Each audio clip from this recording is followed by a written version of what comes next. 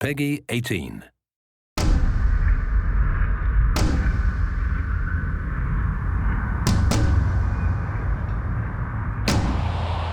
We chose Death to be the character in Darksiders 2 because War really set the stage for the Darksiders universe and introducing new elements, and we felt bringing in a new horseman with a totally new playstyle, a different personality would be really cool, and Death is probably the most well-known of the four horsemen, so we thought he should get his shot. What makes Death different from War is almost everything about him. The way he expresses himself, the way he talks. I have an offer in mind. The way he handles business on the battlefield, and the way that he gets around. It's much more feral, more animal-like. War is very much like a force meets force, a very head-on, steadfast, loyal-bound soldier. Death is much more of a calculated, elegant fighter, a chilling opponent on the battlefield. His traversal has definitely improved. It's a lot faster, more responsive, and so is his combat. His weapon is more interesting. He can dual wield or wield a single heavy weapon, depending on your playstyle.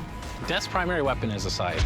It's kind of a unique one. It's sort of a multi-purpose Swiss Army scythe. And he can use it with two different blades. He can attach it together to form the more traditional Reaper scythe. He can use it as a polearm. Of course, he doesn't stop at that. He'll pretty much use any weapon that's made available. You can get big axes, you can get crazy cool claws, big iron fists, and he'll even shoot guns. I mean, he'll use anything that he can, really.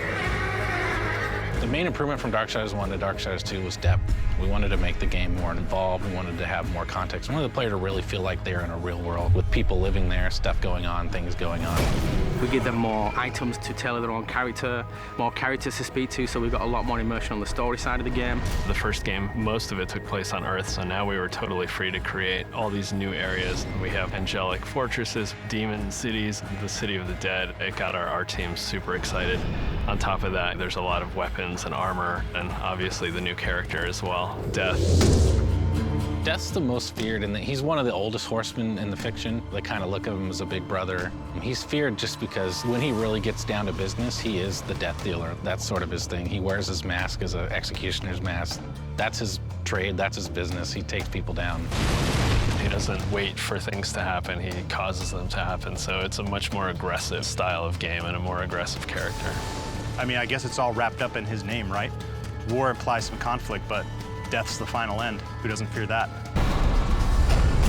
A few words describe Death: cold and calculated. Agile, both in the way he fights and the way he deals with situations. My favorite word to describe Death is definitely arrogant. He's an opportunist. If I could describe Death in one word, it'd probably be badass.